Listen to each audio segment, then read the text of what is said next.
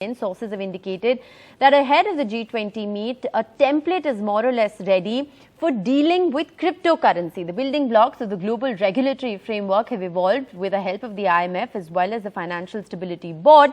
And sources indicate that there are in fact going to be several key meetings and discussions around the regulation of G20, regulation of cryptocurrency over this G20 weekend. Sunil Prabhu joins us live with the very latest on this. Sunil, what are you picking up? Well, two or three important points, which you correctly pointed out on the cryptocurrency, a regulatory framework. They will, of course, leave it to the leaders finally, but a lot of preparatory work has taken place with the finance ministers when they first met in Bengaluru, then in Washington, subsequently in Gandhinagar.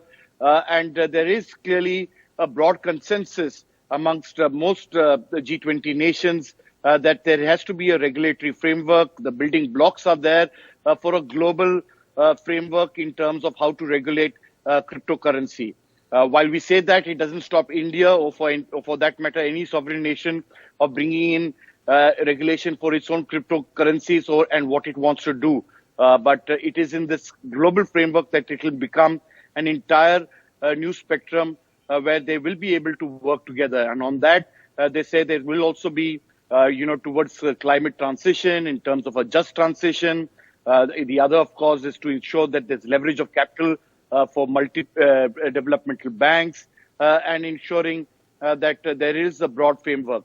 Much will, of course, depend on the outcome of the G20 leaders and how they go about it. But I think the broad consensus is that there should be a regulatory framework, and those building blocks for cryptocurrency will be on that agreed text.